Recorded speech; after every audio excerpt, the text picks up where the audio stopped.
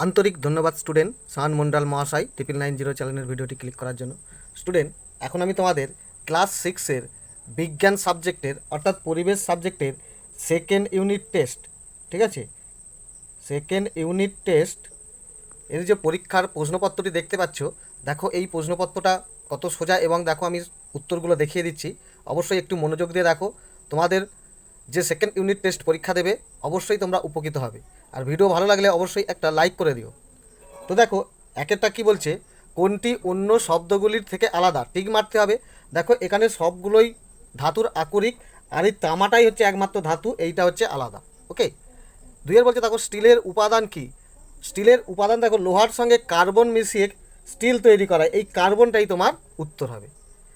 তিনেরটা বলছে দেখো এখানে একটা ABCD একটা চিত্র দিয়েছে, BC দেখো এই বাহুটা 100 সেমি, এই বাহুটাও বলছে দেখো 100 সেমি।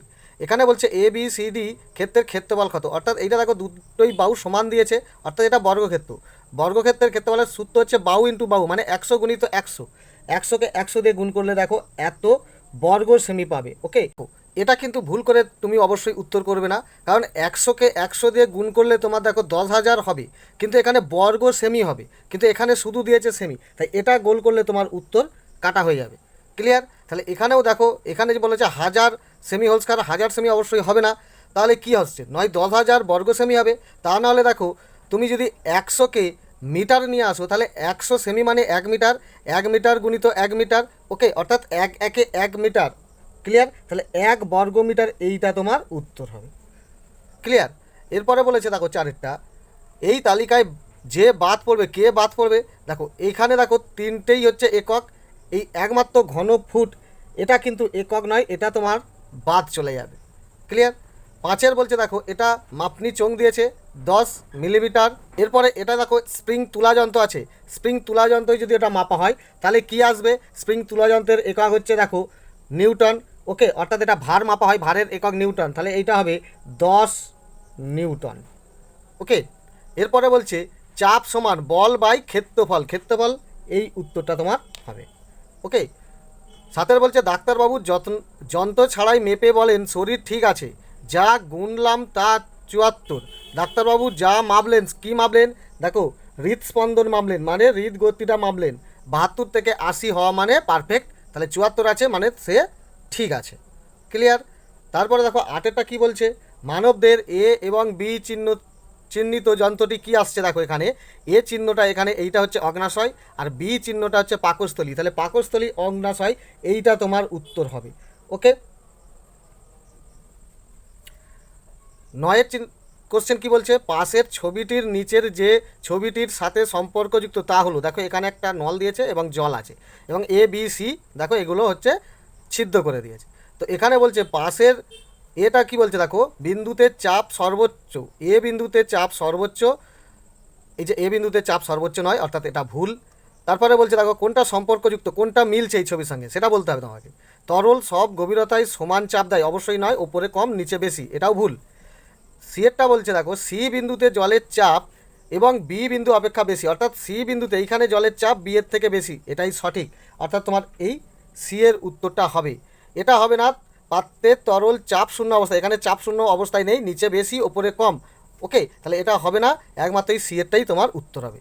ওকে, এরপরে বলছে দেখো 10এরটা বলছে কোনটি আলাদা, এখানে তোমার উত্তর হবে এই সি এরটা। ঠিক আছে, এবার 2 নম্বর দাগের প্রশ্নটি কি আছে, দেখো বাম স্তম্ভ ও ডান স্তম্ভের সমতা মেলাতে বলেছে।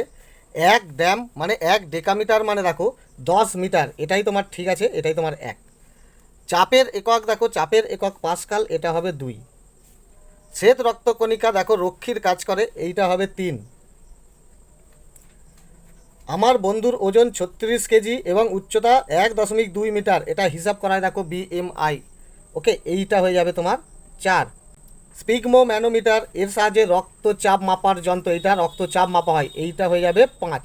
সরল যন্ত্র এটা এক্সট্রা দিয়েছে, এটা কারোর সঙ্গে আসবে না। ক্লিয়ার?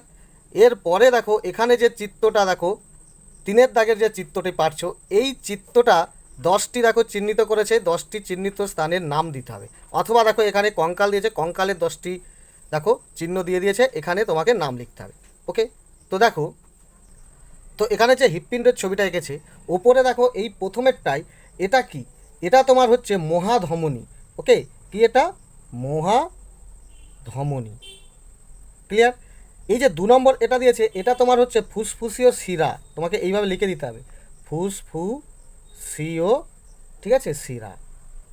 এটা তুমি কিভাবে করবে? এই চিত্রটা তোমাকে আঁকতে হবে না, ঠিক আছে? এখানে দেখো দিকেছে উপরের যে কোনো একটি ছবির চিহ্নিত দাগের নামগুলি লেখো, অঙ্কনের প্রয়োজন নেই, আঁকতে হবে না। শুধু 1 নম্বরে এটা লিখতে হবে, 1 নম্বর দিতে হবে, দিয়ে লিখতে হবে মহাধমনী, 2 নম্বর দিয়ে লিখতে হবে ফুসফুসীয় শিরা, 3 নম্বরটা হচ্ছে এটা দেখো বাম অলিন্দ, বাম অলিন্দ, ঠিক আছে, বাম অলিন্দ। আচ্ছা 4 নম্বরটা কি হচ্ছে? 4 নম্বরটা হচ্ছে দ্বিপত্তক কপাটিকা। ওকে, তো কী লিখবে? দ্বিপত্তক কপাটিকা, দ্বিপত্তক কপাটিকা, ঠিক আছে। এটা কি? এটা হচ্ছে দেখো বাম নিলয়, এটা লিখবে বাম নিলয়। ক্লিয়ার? 6এরটা হচ্ছে এটা ডান নিলয়, তো এখানে লিখবে ডান নিলয়। এইটা কি? এটা হচ্ছে ত্রিপত্ত কপাটিকা, তাহলে কি লিখছে এটা? এটা হচ্ছে দেখো ত্রিপত্ত কপাটিকা। তাহলে হয়ে গেল 7টা। এই 8এর নম্বরটা এটা কি দিয়েছে? এইটা দিয়েছে দেখো, এটা নিম্ন মহাশিরা, নিম্ন মহাশিরা। আর এই যে 10এরটা কি? উচ্চ। ওকে, উচ্চ মহাশিরা। আরেকটা বাদ গেল দেখো, এই 9এরটা এটা হচ্ছে দেখো তোমার ডান অলিন্দ, এইটা তোমার ডান অলিন্দ। বোঝা গেল? অর্থাৎ 1এরটা হচ্ছে মহাধমনী, 2এরটা হচ্ছে ফুসফুসীয় শিরা, 3এরটা হচ্ছে বাম অলিন্দ, 4এরটা হচ্ছে দ্বিপত্তক কপাটিকা, 5 নম্বর হচ্ছে বাম নিলয়, 6 নম্বরটা হচ্ছে দেখো ডান নিলয়। আচ্ছা এখানে 7 নম্বর হচ্ছে ত্রিপত্তক কপাটিকা। ক্লিয়ার? 8 নম্বর হচ্ছে নিম্ন মহাশিরা, 9 নম্বর হচ্ছে ডান অলিন্দ, আর 10 নম্বর হচ্ছে মহাশিরা বা ঊর্ধ্ব মহাশিরা তুমি লিখতে পারো, উচ্চ বা তুমি ঊর্ধ্বও লিখতে পারো, ঊর্ধ্ব মহাশিরা। ক্লিয়ার? এই তোমাকে 10টি নাম লিখতে হবে হৃৎপিণ্ড সম্পর্কে। ওকে, এরপরে দেখো এই যে তোমাকে এখানে যে মানুষের কঙ্কাল দিয়েছে, এই কঙ্কালের যে নামগুলো লিখতে বলেছে, কি লিখবে দেখো। প্রথমেই ওপরের যেটা দিয়েছে এটা তো তুমি দিতেই পারো, খুলি। ওকে, এটা হচ্ছে খুলি। এইটা দেখো, এইটা হচ্ছে বক্ষ পিঞ্জর, লিখে দাও বক্ষ পিঞ্জর। ওকে, এটা হয়ে গেল বক্ষ পিঞ্জর। এরপরে দেখো এই যে এটা দিয়েছে আমাদের মেরুদণ্ডটা, এটা হচ্ছে কশেরুকা, কশেরুকা, বা তুমি লিখতে পারো মেরুদণ্ড।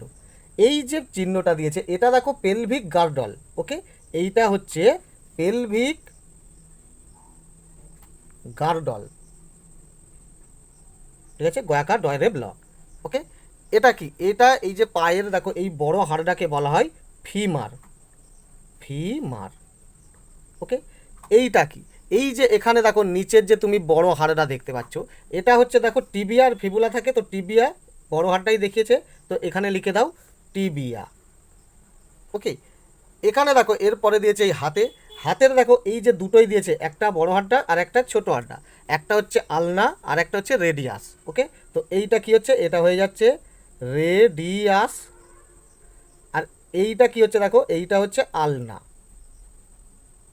ওকে, আচ্ছা এই যে এই যে হাতের যে আমাদের যে মাসল থাকে, সেইখান যে যে কাঁধ থেকে কোনোই পর্যন্ত এই হাড়টাকে বলা হয় হিউমেরাস। ওকে, অর্থাৎ এই দিকে করে দিচ্ছি, এটা কি করা বলে? হিউমেরাস। ওকে, আর এই যে কাঁধেরটা যেটা আছে এই জয়েন্টটাকে বলা হয় পেক্টোরাল গার্ডল। কি? পেক্টোরাল, ওকে, গার্ডল। ক্লিয়ার? এই 10টা, অর্থাৎ মানুষের কঙ্কালের এই 10টার নাম লিখতে হবে, অথবা তোমার এখানে হৃৎপিণ্ডের 10টার নাম লিখতে হবে। ক্লিয়ার? তাহলেই তুমি এখান থেকে 10 নাম্বার পেয়ে যাবে। ওকে, এরপরে দেখো তোমাকে এই যে 4 নম্বর দাগের কোশ্চেন দিয়েছে, যে কোনো 5টি প্রশ্নের উত্তর দিতে বলেছে। একটা বলেছে জীবাশ্ম জ্বালানি কাকে বলে। এর উত্তরটা দেখো তুমি তোমার বইয়ে তো অবশ্যই 61 পাতাতে পেয়ে যাবে। তো দেখো এর উত্তরটা তুমি লিখবে যে পৃথিবীর যে সমস্ত জীব কোটি কোটি বছর ধরে মাটির নিচে চাপা পড়ে, ওকে, পরিবর্তিত হয়ে যে জ্বালানিতে তৈরি হয় তাকেই বলা হয় জীবাশ্ম জ্বালানি। ওকে, অথবা তুমি আরও সহজভাবে লিখতে পারো কয়লা, পেট্রোলিয়াম, প্রাকৃতিক গ্যাস, এগুলিকেই বলা হয় জীবাশ্ম জ্বালানি। উদাহরণটা কি? উদাহরণ ওই একই, কয়লা, পেট্রোলিয়াম, প্রাকৃতিক গ্যাস। ওকে, তাহলে এই উত্তরটা খুব সোজা। এরপরে দেখো দুইয়েরটা বলেছে এসআই পদ্ধতিতে আয়তনের একক কি।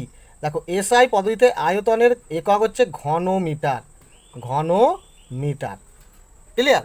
এবারে বলছে নিচের বস্তুটির আয়তন সিএম অর্থাৎ সেন্টিমিটার থ্রিতে প্রকাশ করতে বলেছে, ওই এককে লিখতে বলেছে।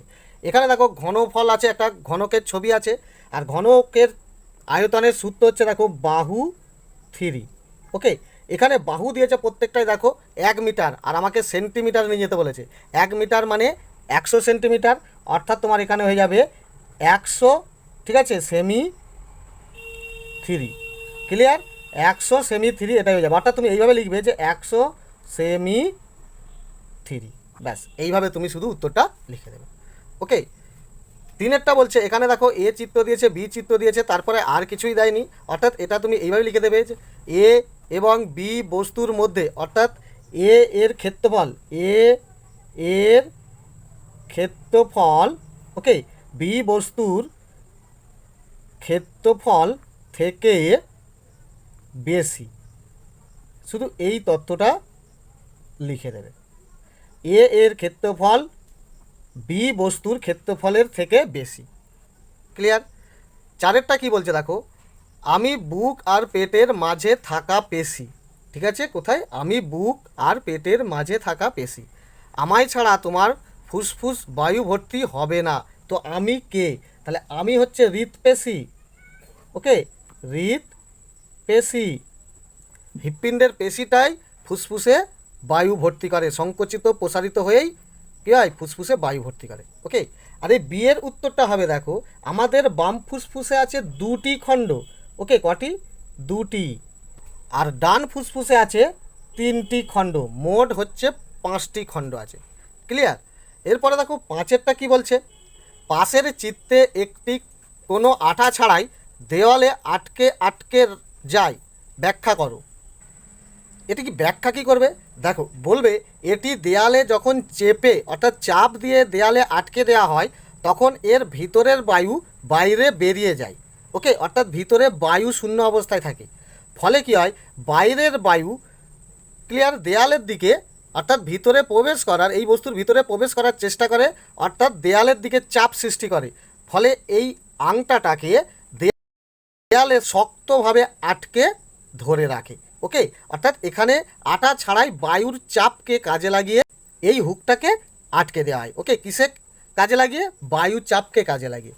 ক্লিয়ার। এটা দেখো তোমার বইয়ের 104 পাতাতেই তুমি এটা পেয়ে যাবে, তো অবশ্যই যেটা বললাম ওইটা লিখে দিলেই হয়ে যাবে।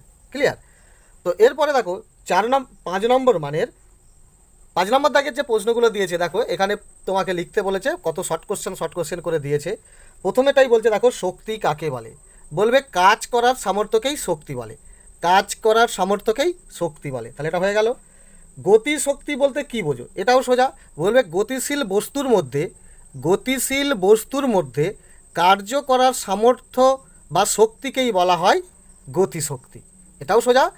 গতিশীল বস্তুর মধ্যে যে কার্য করার শক্তি সঞ্চয় হয় তাকেই বলা হয় গতিশক্তি, এটাও খুব সোজা। দেখো এই দুটো তুমি 84 পাতাতেই পেয়ে যাবে, তবে খুব সহজ এইভাবে লিখে দেবে। বার্নৌলির নীতিটি দেখো, এটাও তোমার খুবই ইম্পর্টেন্ট, তোমরা আশা করি মুখস্থ করেছো। এটা দেখো 104 পাতায় পেয়ে যাবে। আর এই নীতি প্রয়োগ করে, অর্থাৎ বার্নৌলির নীতি প্রয়োগ করে কোথায় দেখা যায়, এটা হচ্ছে বড় বড় ব্রিজ তৈরি করার সময় এই বার্নৌলির নীতিটিকে কাজে লাগানো হয়। ক্লিয়ার। আর বার্নৌলির নীতিটি কি দেখো, 104 পাতাতেই পেয়ে যাবে যে কোনো গ্যাস বা তরল গতিশীল হলে যে স্থানে ওই তরল বা গ্যাসের বেগ বেশি সেই স্থানে ওই গ্যাস বা তরলের চাপ কম হয়। এই কথাটা কিন্তু হুবহু লিখতে হবে, একটুকু চেঞ্জ করলে হবে না, কারণ এটি বার্নৌলি বলেছেন। ওকে, তার কথাটা পুরোপুরি লিখতে হবে। ক্লিয়ার। আর এটি তুমি দেখতে পাচ্ছ ব্রিজ তৈরি করার সময় এটিকে কাজে লাগানো হয়। ওকে, এরপরে দেখো বিয়েরটা বলছে বল ও সকেট সন্ধি কাকে বলে। এটা তুমি খুব সহজেই লিখে দেবে যে কোমরে ও কাঁধে ও কোমরে যে অস্থি সন্ধি দেখা যায় তাকে বলা হয় বল ও সকেট সন্ধি। ওকে, এরপরে বলছে দেখো এর উপকারিতা লেখো। এর উপকারিতা তুমি কি লিখবে, খুব সহজে, যে কোমর থেকে পায়ের বিচলনটা সামনে ও পিছনে অনায়াসে ঘোরানো যায়, এবং কাঁধে যে বল ও সকেট সন্ধি আছে তার ফলে অনায়াসে আমরা হাতটাকে ঘোরাতে পারি, সঞ্চালন করতে পারি। ওকে, তাহলে বল ও সকেট সন্ধি কাঁধে ও কোমরে আছে, এই টোটাল ততটা লিখে দেবে। আর উপকারিতা বুঝতেই পারছো, হাত পা আমরা অনায়াসে সঞ্চালন করতে পারি, বিচলন করতে পারি, সামনে পিছনে এগুতে পারি, পেছনে করতে পারি, হাত পা ঘোরাতে পারি। ক্লিয়ার? তাহলে উপকারিতা হয়ে গেল। এখানে এরপরে বলছে দেখো টেন্ডনের কাজ কি। টেন্ডন হচ্ছে একটি প্রোটিন। ক্লিয়ার? এটি আমাদের শরীরে সুতোর মতো কাজ করে। ওকে, টেন্ডন তাহলে কী করবে, আমাদের শরীরে প্রোটিন জাতীয় এক সুতোর মতো দড়ি আছে যা আমাদের মাংসপেশিকে হাড়ের সঙ্গে বেঁধে রাখে। তাহলে টেন্ডনের কাজ মাংসপেশিকে হাড়ের সঙ্গে বেঁধে রাখা। ক্লিয়ার? তারপরে বলছে দেখো ডোয়ারফিজম কি। ডোয়ারফিজম হচ্ছে, তুমি সহজেই লিখে দেবে, যে বামনত্ব আকৃতির মানুষদের বলা হয় ডোয়ারফিজম। এটি কেন দেখা যায়? এটি হচ্ছে দেখো দৈনন্দিন জীবনচর্চাটা ভুল, পুষ্টির অভাব, ওকে, জিনগত সমস্যা এই ধরনের থাকলেই এই বামনত্ব বা ডোয়ারফিজম দেখা যায়। ক্লিয়ার? এরপরে দেখো লাস্ট এই সিয়ের কোশ্চেনটা বলছে ধাতু নিষ্কাশন কাকে বলে। তো তুমি এটা সহজে লিখবে যে খনিজ পদার্থ থেকে ধাতুকে আলাদা করে নেওয়ার পদ্ধতিকেই বলা হয় ধাতু নিষ্কাশন। ক্লিয়ার? তারপরে বলছে দেখো সংকর ধাতু এর গুরুত্ব কী। তুমি খুব সহজে লিখবে যে এক ধাতুর সঙ্গে আর এক ধাতু মিশিয়ে সংকর ধাতু তৈরি করা হয়, কারণ ওই ধাতুকে দীর্ঘদিন টিকিয়ে রাখার জন্য, যাতে ওই ধাতুতে জাং না আসে। তাহলে এটাই হচ্ছে গুরুত্ব, সংকর ধাতুতে জাং থেকে রক্ষা করা যায়।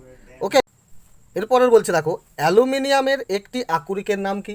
অ্যালুমিনিয়ামের একটি আকরিক হচ্ছে দেখো বক্সাইট। এটা তুমি নিশ্চয়ই জানো, খুব সোজা। আর এটা দেখো 1 মিলি সেকেন্ডকে সেকেন্ডে প্রকাশ করা যায় কত সেকেন্ডে? স্টপ ওয়াচ এটা দেখা যায় 0.01 সেকেন্ড। ক্লিয়ার? এই ছিল তোমার পরীক্ষার প্রশ্ন। তাহলে খুব সোজা, আশা করি তোমার খুবই উপকারে আসবে। তো অবশ্যই সাবস্ক্রাইব বাটনটি ক্লিক করে বেল আইকনটি ক্লিক করে রাখবে। ধন্যবাদ।